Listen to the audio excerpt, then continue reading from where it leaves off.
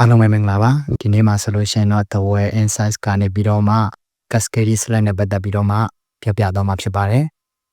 Cascade Slack ဆိုတာကျွန်တော်တို့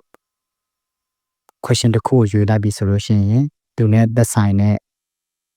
option တွေကိုပဲကြားစေချင်တာမျိုးအတွက်ဆိုလို့ရှိရင် Cascade Slack ကိုသုံးပြီးတော့မှလုပ်လို့ရပါတယ်ဥပမာအားဖြင့်ဆိုရင်ကျွန်တော်တို့ state and region ပေါ်မူတည်ပြီးတော့မှသက်ဆိုင်ရာတောင်းရှစ်တွေသက်ဆိုင်ရာတောင်းရှစ်ပေါ်မူတည်ပြီးတော့မှသူရဲ့သက်ဆိုင်တဲ့ခြေရွာတွေကိုကြားကျင်တဲ့အခါမျိုးမှာဆိုလို့ရှိရင် Cascade Slack ကိုသုံးလို့ရပါတယ်အဲ့တော့ Cascade Slack ကိုသုံးဖို့ရန်အတွက်ဆိုလို့ရှိရင် Form Filter မှာလည်းလုပ်လို့ရတယ်ဖြန့် S ဖောင်နေလည်းလုပ်လို့ရတယ်ဒီနေ့မှာဆိုလို့ရှိရင်တော့နှစ်မျိုးလုံးကိုပြောပြသွားပေးမှာဖြစ်တယ်ဒီမှာနမူနာလေးကြည့်လိုက်မယ်ဆိုရင် State and Region ရှိတယ်သူ့မှာရှိတဲ့တောင်းရှစ်တွေရှိတယ်ဒီမှာဆိုလို့ရှိရင်ရွာလေးတွေရှိတယ်ပေါ့နော် State and Region မှာဆိုရင်ရခိုင်မကွေးကရင်ပေါ့နော်ဒီရဲ့သက်ဆိုင်ရာတောင်းရှစ်လေးတွေရှိတယ်ဒါလေးတွေကို Cascade Slack အနေနဲ့လုပ်ချင်တာဖြစ်တယ်ဆိုတော့လို့လုပ်ဖို့ရန်အတွက်ဆိုရင်ကျွန်တော်တို့ Excel file လေးတက်ခေါ်လိုက်မယ် list name ရယ် name ရယ် label ရယ်ဆိုပြီးတော့မှရေးလိုက်မယ် list name ဆိုလို့ရှိရင်ကျွန်တော်တို့ state and region ဆိုလို့ရှိရင်ကျွန်တော်တို့ admin 1အနေနဲ့ပြလိုက်မယ်ပေါ့နော် admin မှာဆိုလို့ရှိရင်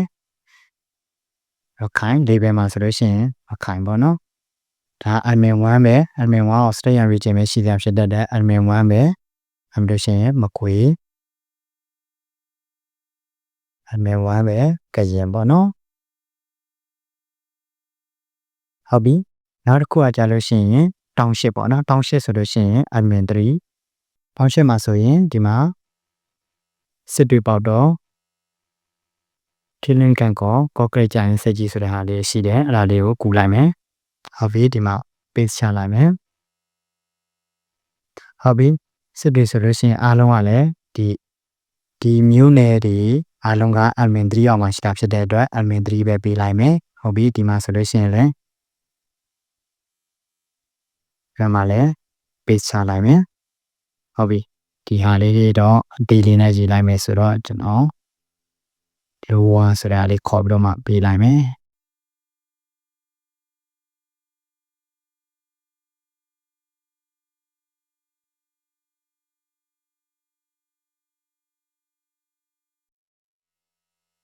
ဟုတ်ပြီဒီလိုမျိုးလေးရှိတယ်သူရဲ့သက်ဆိုင်ရာ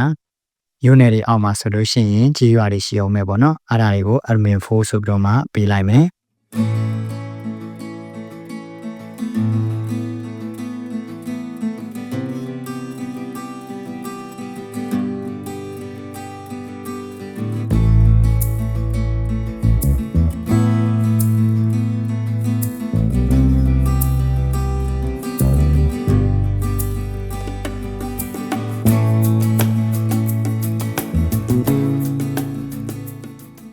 ဟုတ်ပြီဒီလို list လေးရပြီပေါ့နော်ဒီမှာဆိုရင် admin 1ကသူရဲ့ state and region admin 3ကကြာလို့ရှိရင်တောင်းရှစ် admin 4ကဆိုလို့ရှိရင် village ပေါ့နော်ဒီလိုမျိုးဒီ list လေးကိုအရင်ဆုံးပြင်လိုက်မယ်ပြင်ပြီးဆိုလို့ရှိရင်ကျွန်တော်တို့ဒီ admin 1ဆိုတဲ့ name လေးကိုဒီရဲ့ label ရဲ့နောက်မှာကျွန်တော်တို့ admin 1ဆိုပြီးတော့မှထားလိုက်မယ် admin 1ကိုထားလိုက်တာဖြစ်တဲ့အတွက်ကျွန်တော်ဒီမှာဒီစစ်တွေပေါတော့ဆိုလို့ရှိရင် admin 1နဲ့ဆိုင်တာရခိုင်ဆိုလို့ရှိရင်ရခိုင်တို့ဒီမှာပေးလိုက်မယ်ဟုတ်ပြီမကွေးပေါ့နော်မကွေးဆိုလို့ရှိရင်ကျွန်တော်ကန်ကောထီလင်းဆိုလို့ရှိရင်မကွေးပေးလိုက်မယ်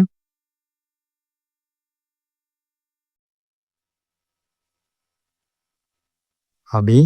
ကရင်ဆိုလို့ရှိရင်လည်းဒီမှာကရင်ဆိုပြီးတော့မှပေးလိုက်ဟုတ်ပြီဒါဆိုလို့ရှိရင်ဒီ admin 1ကို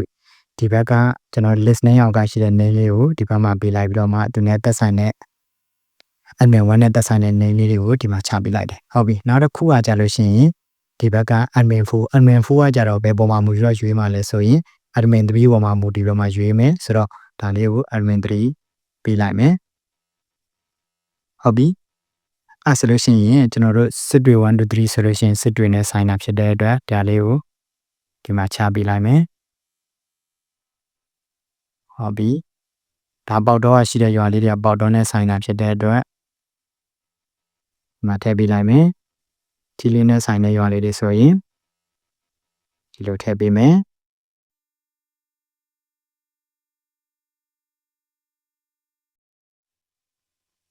ကော့ကရိတ်ဆိုရင်ဒီမှာကျိုင်းစက်ကြီးဆိုလို့ရှိရင်ဒီမှာ ဟုတ်ပြီဒါမျိုးလေးပေးလိုက်လို့ရတယ်ပေါ့နော်ဒါဆိုလို့ရှိရင်ကျွန်တော်တို့ your list name နဲ့ဒီလိုလေးအရင်ဆုံးရှိလိုက်မယ်ရှိလာပြီးလို့ရှိရင်သက်ဆိုင်ရာ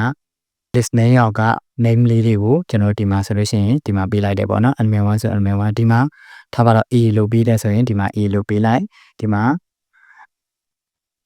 1 2 3ပေးတဲ့ဆိုလို့ရှိရင်1 2 3 ABC ပေါ့နော်ထားပါတော့အလုပ်ပေးတဲ့ဆိုလို့ရှိရင်ဒီမှာ1 2 3 ABC ဆိုတဲ့ဟာလေးကိုပေးလို့ရတယ်ပေါ့နော်ဆိုတော့ဒီလိုမျိုးလေးပေးပြီဆိုရင်ကျွန်တော်ဒီလိုရပြီဆိုရင်ဒါလေးကို copy ကူးခဲ့လိုက်မယ်ဟုတ်ပြီကျွန်တော် project ထဲကိုသွားမယ်ဒီမှာ new project ခေါ်လိုက်မယ်ပေါ့နော် subscribe ကနေမှ cascade ဆိုပြီးတော့မှနာမည်ပေးလိုက်မယ်ဟုတ်ပြီကျွန်တော်စောစော copy ကူးခဲ့တဲ့ဟာလေးကိုဒီမှာ insert cascade select ဆိုတဲ့ဟာလေးရှိတယ်အဲ့ဒါလေးကိုကျွန်တော်တို့ဒီမှာ click ပေးလိုက်ပြီးတော့မှစောစော copy ကူးခဲ့တဲ့ဟာလေးကို control V ချလိုက်ဟုတ်ပြီ control V ချတဲ့အချိန်မှာဒီမှာ okay ဆိုတာမျိုးပေါ်နေတယ်ဆိုလို့ရှိရင်ဒါဆက်သွားလို့ရပြီပေါ့နော် okay ပေးလိုက် done ပေါ့နော်ဟုတ်ပြီဒါဆိုလို့ရှိရင်သူကဘယ်လိုမျိုးလေးပေါ်လာမယ်ဆိုဒီမှာ admin 1 admin 3 admin 4ဆိုပြီးတော့မှပေါ်နေမှာဆိုတော့သူကဘာနဲ့လုပ်လဲဆိုရင်ကျွန်တော် admin 3ကိုသွားကြည့်လိုက်မယ်ဘာဒီ setting ကိုကြည့်လိုက်မယ်ဆိုရင်ဒီမှာ choice filter ဆိုပြီးတော့မှရှိတယ် choice filter က admin 1ကိုလမ်းခေါ်ထားပါတော့ဆိုတော့ admin 1ကိုလမ်းခေါ်တာဆိုရင်ဒီမှာ admin 1လို့နာမည် data column နဲ့က admin 1ဖြစ်နေလို့ပေါ့နော်ဆိုတော့ကျွန်တော်တို့ဒီမှာ name လေးကိုချိန်ကြည့်လိုက်မယ်ပေါ့နော် state and region ဆိုပြီးတော့မှချိန်ကြည့်လိုက်မယ်ချိန်ကြည့်လိုက်တဲ့ဆိုရင်ဒီဟာလည်း auto ပြောင်းတယ်ဒီဟာ auto ပြောင်းတဲ့ data column name auto ပြောင်းတယ်ဒါပေမဲ့ဒီအောက်မှာတော့ auto မပြောင်းဖြစ်တဲ့အတွက်အဲ့ဒါတက်နိုင်ဆိုတော့အဲ့ဒါလေးကိုကျွန်တော်တို့ဗာပြန်ပေးရမလဲဆိုလို့ရှိရင် admin 1ဆိုပြီးတော့မှပြန်ပေးရမယ်ဟုတ်ပြီ admin 3လေးဆိုလို့ရှိရင်လည်းအဲ့လိုပဲပေါ့နော် admin 3ကိုဘယ်ကနေလှမ်းကြည့်ထားတာလဲဆိုလို့ရှိရင်ဒီမှာ admin 4ကနေလှမ်းကြည့်ထားပါတော့ဆိုတော့ admin 4ကိုကျွန်တော်တို့က sign name ဆိုပြီးတော့မှပေးကြည့်လိုက်မယ်ဟုတ်ပြီဒီမှာလဲ sign name ပြောင်းသွားဖြစ်တဲ့ဒါလေးကိုတော့ပြန်ပြောင်းလိုက်မယ် admin 4ကျွန်တော်တို့တစ်ခါ manually data column တွေကိုပြောင်းပြီးသားဆိုလို့ရှိရင်တော့ကျွန်တော်ဒီပုံမှာကြိုက်တဲ့လောက်ပြောင်းဘာမှအပြောင်းလဲတော့ပေါ့နော်တစ်ခါမှမပြောင်းဘူးသေးဘူးဆိုလို့ရှိရင်တော့ data column လေးက like chain နေမှာဖြစ်တယ်ဥပမာဆိုရဆိုကျွန်တော်တို့ဒီမှာဒီ DSP လို့ရလာလဲဒီမှာ DSP ဖြစ်သွားတယ်ဒီဟာလေးက admin 3ဆိုတော့မှရှိတာဖြစ်တယ်ဆိုတော့ဒီ admin 3လေးကိုကျွန်တော်တို့ကချိန်လိုက်ပြီးတဲ့နောက်မှာဆိုရင်ဒီမှာ1800ဆိုတော့မှကြိုက်တယ်လို့ပြောင်းလို့ရတယ်ဒီမှာဘာမှလာချိန်တော့မှမဟုတ်ဘူးပေါ့နော်ဟုတ်ပြီကျွန်တော်တို့ချိန်ရရှိရလဲချိန်ပြီးသွားပြီဆိုတော့ကျွန်တော်တို့ဒီမှာကြည့်လိုက်မယ် preview လေးကြည့်လိုက်မယ်ဟုတ်ပြီဒီမှာကျွန်တော်တို့ရခိုင်လိုရေးရဆိုရင်ရခိုင်နဲ့ပတ်သက်တဲ့စစ်တွေပေါတော့ကြတယ်မကွေးကိုရေးတာနဲ့ထီလင်းကန်ကောကြတယ်ဒီမှာကရင်လိုရေးတာနဲ့ကျွန်တော်တို့သက်ဆိုင်ရာတောက်ရှိတယ်ကြတယ်ဟုတ်ပြီကျွန်တော်တို့ရခိုင်ရေးတယ်ဒီမှာစစ်တွေရေးတယ်ဆိုရင်စစ်တွေနဲ့သက်ဆိုင်တဲ့စစ်တွေ1 2 3ပဲကြာလာမယ်မကွေးဆိုလို့ရှိရင်မကွေးသူရဒီမှာသက်ဆိုင်ရာ option လေးတွေပဲကြာလာတယ်ပေါ့နော်ဆိုတော့ကျွန်တော်တို့ cascade လေးကိုဒီလိုမျိုးလေးလုပ်လို့ရတယ်ဒါကကျွန်တော်တို့ကိုဘိုရဲ့ form filter မှာကျွန်တော်တို့ဒီလိုမျိုးလေးလာပြင်တာဟုတ်ပြီအဲ့လိုမျိုးမဟုတ်ဘဲနဲ့ကျွန်တော်တို့ HTML form မှာရောဘယ်လိုပြင်မလဲပေါ့နော်ဟုတ်ပြီဒါလေး HTML form မှာကျွန်တော်ပြင်ဖို့ရတယ်ဆိုဒီကောင်လေး download ဆွဲကြည့်လိုက်မယ်ပေါ့နော်ဘယ်လိုပေါ်လဲဟုတ်ပြီဒီလိုမျိုးလေးရတယ်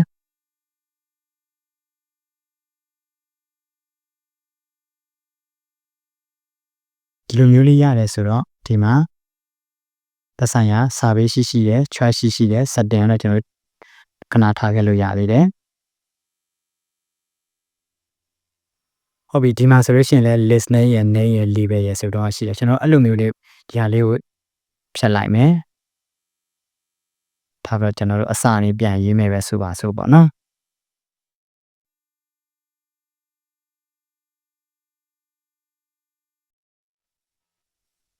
ဟုတ်ပြီဒီမှာဆိုရင် type ရယ် name ရယ် label ရယ်ဆိုတော့မှရှိတယ် type မှာဆိုလို့ရှိရင်ကျွန်တော် select one လား integer လားဆိုတော့မှကျွန်တော်ယူရတာဖြစ်တယ် name ကဆိုလို့ရှိရင်ကျွန်တော် unique name ပေးရတဲ့နေရာ label ကဆိုလို့ရှိရင်ကျွန်တော် question အပြည့်အစုံပေါ့နော်ဟုတ်ပြီ type မှာဆိုလို့ရှိရင်ကျွန်တော် select one နဲ့ပဲရေးလိုက်မယ်ဟုတ်ပြီ select one မှာဆိုလို့ရှိရင်ကျွန်တော်တို့ ဒီကောင်လေးကျတော့ admin 1လို့မပေးတော့ဘဲနဲ့ state and region ဆိုပြီးတော့မှပေးကြည့်လိုက်မယ်ပေါ့နော်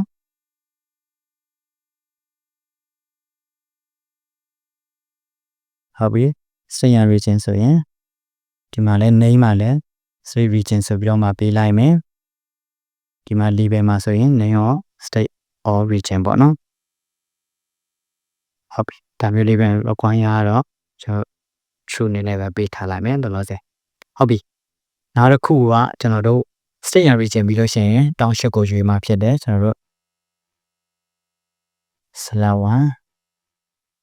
ဒီမှာ township ပေါ့နော်ဟုတ်ပြီအဲ့ဆိုလို့ရှိရင်လည်းနေရော township ဆိုပြီးတော့မှကျွန်တော်ရေးလိုက်မယ်နောက်တစ်ခုကလည်း /1 ပဲရွာပေါ့နော် site name ဆိုပြီးတော့မှပေးလိုက်မယ်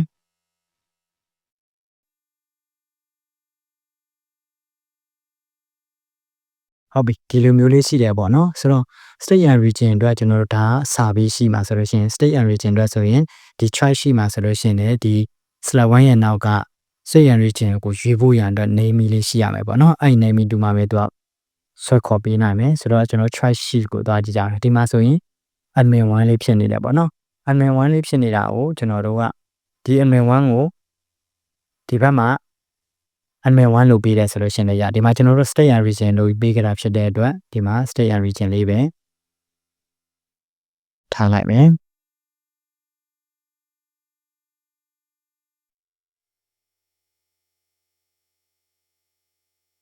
ဟုတ်ပြီဒီတစ်ခါကြာလို့ရှိရင်ကျွန်တော်ဒီ name လေးကိုဆိုလို့ရှိရင်အခိုင်မကွေးကရင်ဆိုတော့မပြီးတော့မလဲကျွန်တော်1 2 3ပဲပေးကြည့်လိုက်မယ်ပေါ့နော်ဟုတ်ပြီ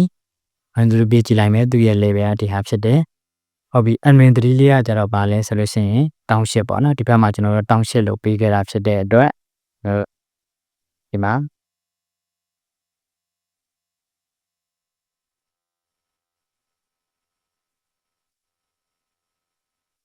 ဟုတ်ပြီဒီမှာ township ပေးလိုက်တယ်ပေါ့နော်ဒါကကျွန်တော်တို့စောစော download ဆွဲလို့ list ရှိနေလို့လားကျွန်တော်တို့ဒီတိုင်းပေးလို့ရတာပေါ့နော်အဲ့လိုမျိုးမဟုတ်ဘူးကိုကဖောင်အသစ်ဆောက်မယ်ဆိုလို့ရှိရင်တော့ကျွန်တော်တို့ဒီ township ရဲ့ name မှာကိုဖတ်နဲ့ကိုရိုက်ထည့်ပေးရမှာဖြစ်တယ်ပေါ့နော်ဟုတ်ပြီဒါလေးကိုလည်းကျွန်တော်1 2 3ပဲပေးလိုက်မယ်ပေါ့နော်ဟုတ်စစ်ပေးလိုက်မယ်ဟုတ်ပြီနောက်တစ်ခုကကြာလို့ရှိရင်ဒီ list လေးပေါ့နော် admin 4လေးကကြာဘယ်လိုပေးထားလဲဆိုရင် sign name ဆိုတဲ့နာမည်လေးပေးထားတယ်အဲ့တော့ကျွန်တော်ဒီဘက်မှာလည်း sign name ဆိုတဲ့နာမည်လေးပဲခေါ်ပေးလိုက်မယ်အဲ့ပြီးလို့ရှိရင် comment ဟုတ်ပြီဒီဟာလေးလည်း1 2 3ပဲပေးလိုက်မယ်ဟုတ်ပြီဒီလိုလေးရပြီပေါ့နော်လူလေးရပြီဆိုလို့ရှိရင်ကျွန်တော်တို့ဒီမှာ state and region ကိုကျွန်တော်တို့ထားပါတော့စောစောလိုမျိုး state and region ကိုဒီမှာလာမခေါ်တော့ဘဲနဲ့လည်းဘယ်လိုရေးလို့ရလဲဆိုရင်ထားပါတော့ SR လို့ပဲကျွန်တော်ပေးလိုက်တယ်ပေါ့ဗျာ SR လို့ပေးတယ်ဒီ SR နဲ့သက်ဆိုင်တဲ့ state and region နဲ့သက်ဆိုင်တဲ့ township တွေကဘယ်လိုမျိုးလဲဆိုရင်ဒီမှာဆိုစစ်တွေဆိုရင်1နဲ့ဆိုင်တယ်ဒီ state and region ရပေးထားတဲ့နေရာ1နဲ့ဆိုင်တယ်ပေါတော့ဆိုလည်း1နဲ့ဆိုင်တယ်ထီလင်းကန်ကောဆိုလို့ရှိရင်မကိုရောက်မှာဖြစ်တဲ့အတွက်2နဲ့ဆိုင်တာဖြစ်တဲ့အတွက်2ကိုရေးတယ်ကရင်ဆိုလို့ရှိရင်3နဲ့ဆိုင်တာဖြစ်တဲ့အတွက်3ကိုရေးတယ်ဟုတ်ပြီအဲ့လိုရပြီပေါ့နော်ဒါ state and region နောက်တစ်ခုကကြာလို့ရှိရင်ဒီပါဆို township ပေါ့နော်ဆိုတော့ဒီမှာလဲ township DSP လို့ပဲပေးကြည့်လိုက်ပြီးပြီးတော့မှဒီမှာသက်ဆိုင်ရာရွာတွေကဘယ် township ရဲ့နေနဲ့သက်ဆိုင်တာလဲဆိုတဲ့အလေးကျွန်တော်တို့ဒီမှာကြည့်ကြမယ်ဒီမှာဆိုလို့ရှိရင်စစ်တွေရွာလေးတွေဆိုရင်သူက1ဖြစ်တဲ့အတွက်ဒီမှာ1ရေးလိုက်တယ်ပေါတော့ဆိုရင်2ထီလင်းဆိုလို့ရှိရင်3ဖြစ်တဲ့အတွက်ဒီမှာ3ကန်ကောဆိုရင်4concrete ဆိုလို့ရှိရင်5ကျွန်တော်တို့ဂျိုင်းဆက်ကြီးဆိုလို့ရှိရင်6ပေါ့နော်ဟုတ်ပြီဒီမှာဆိုရင်ကျွန်တော်တို့ကဒီဘက် name ကိုဒီမှာခေါ်လဲရတယ်မခေါ်လဲရတယ်ဆိုတဲ့ဟာလေးပေါ့နော်ဟုတ်ပြီအဲ့ဒါဆိုလို့ရှိရင်ကျွန်တော်ဒီဘက်မှာစာပေးရှိမှာပါ column လေးရှိရမယ်လဲဆိုလို့ရှိရင် choice filter ဆိုတဲ့ column လေးရှိရမယ်ပေါ့နော် choice filter ဟုတ်ပြီ choice filter မှာဆိုရင်ကျွန်တော်တို့ဒီမှာ state and region တော့သူကဘယ်သူ့ပေါ်မှာမိကိုနေမှာမဟုတ်တဲ့အတွက် choice filter အောင်မှာရေးစရာမလိုဟုတ်ပြီ township ပေါ့နော် township ကကြာလို့ရှိရင်ကြတော့ state and region ပေါ်မူတည်မှာဖြစ်တယ်ဆိုတော့ state and region ပေါ်မူတည်တော့ခေါ်ထားတဲ့ဒီဘက်က column လေးကကြာ SR ပေါ့နော်ဆိုတော့အဲ့ဆိုလို့ရှိရင် SR equal ဘာနဲ့ညီရမလဲဆိုလို့ရှိရင်ဒီမှာဆိုရင် state and region ဆိုတဲ့ name လေးက state region ဆိုတာပေးထားဖြစ်တဲ့အတွက်ကျွန်တော်တို့က data column နဲ့ခေါ်သုံးတဲ့အခါမှာဆိုလို့ရှိရင် dollar sign နဲ့တွန်ခွဲထဲမှာထည့်ရမှာဖြစ်တယ်။ပြီးလို့ရှိရင်ဒီမှာ name လေးကကျတော့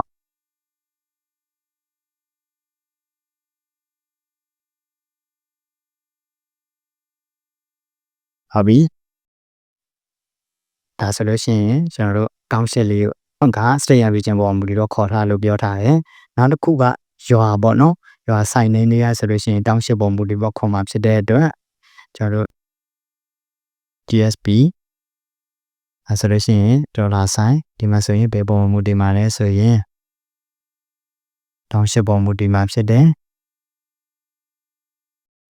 ဟုတ်ပြီ။ဒါဆိုရင်ဒီဘက်မှာပေးခဲ့တဲ့ name လေးတွေကိုဒီရဲ့ choice filter ရဲ့ column မှာခေါ်ပြီးတော့မှသက်ဆိုင်ရာ data column လေးနဲ့ခြေပြီးတော့မှရေးထားဖြစ်တယ်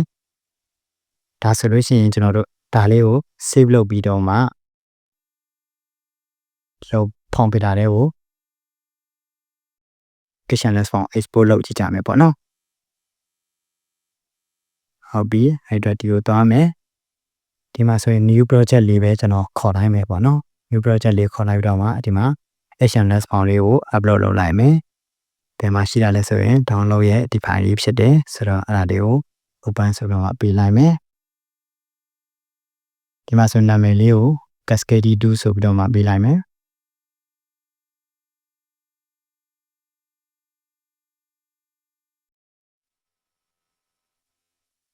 ဟုတ်ပြီအဲ့ဒါပြီးလို့ရှိရင်ကျွန်တော်တို့ form filter ထဲသွားကြည့်မယ်ဒါဆိုလို့ရှိရင် state region ကိုဒီမှာဘယ်လိုပေးထားလဲဆိုလို့ရှိရင် state region လို့ပေးထားတယ်အဲ့တော့ township ကိုသွားပြီးတော့မှ setting မှာကြည့်တဲ့အခါမှာဆိုရင်ဒီမှာဆို choice filter မှာဆိုလို့ရှိရင် SR equal state region ဆိုပြီးတော့မှခေါ်ထားတယ်ပေါ့နော်ဟုတ်ပြီဒါလေးအလုံးလုံးမလို့ကျွန်တော်တို့ preview ကနေမှချက်ဆေးပြီးတော့မှ preview ကြည့်ကြမယ်ဟုတ်ပြီဒီမှာရခိုင်ရေးတဲ့သက်ဆိုင်ရာရခိုင်နဲ့ပတ်သက်တဲ့တောင်းရှစ်ကြတယ်သက်ဆိုင်ရာတောင်းရှစ်ကိုရွေးတဲ့အချိန်မှာသူနဲ့သက်ဆိုင်တဲ့ရွာနေလေးကိုပဲကြတယ်ဘကိုရွေးမယ်ကျွန်တော်ဒီမှာကန်ကောဘကောဆို1 2ဒါမျိုးလေးပေါ့နော်ဆိုတော့သဘောတရားနဲ့လှုပ်ဆောင်ရတာကျွန်တော်အတူတူပဲဒီမှာကျွန်တော်တို့ agent ဒီ form filter ကနေမှလုပ်မယ်ဆိုလို့ရှိရင်ကျွန်တော်ဒီ name လေးတွေကိုပြန်ပေးရမှာမျိုးရှိတယ်ပေါ့နော်ပြန်ပေးရမယ်ကျွန်တော် HNS form တွေတခါလေးလုပ်တယ်ဆိုလို့ရှိရင်တော့ကျွန်တော် name တွေကိုလည်းတခါလေး service ရှိမှသတ်မှတ်မယ် choice တွေကိုလည်းကျွန်တော်တို့ choice ရှိမှသတ်မှတ်မယ်ပြီးလို့ရှိရင်ကျွန်တော်တို့ service ရှိမှဆိုလို့ရှိရင် choice filter ဆိုတဲ့ column name လေးကိုပေးပြီးတော့မှသူ့ရဲ့အောက်မှာဆိုလို့ရှိရင် formula လေးရေးလိုက်တယ်ဆိုလို့ရှိရင်ရပြီပေါ့နော်ကျွန်တော်တို့ဘယ်လိုပဲလုပ်နှစ်ခုလုံးကဆိုလို့ရှိရင်တော့အဆင်ပြေတယ်HNS form နဲ့ရေးမယ်ဆိုလို့ရှိရင်တော့ပို့ပြီးတော့မှကျွန်တော်တို့ရှင်းရှင်းလင်းလင်းနဲ့ပြင်ရတာမျိုးပေါ့နော်ဟုတ်ကဲ့ပါကျေးဇူးတင်ပါတယ်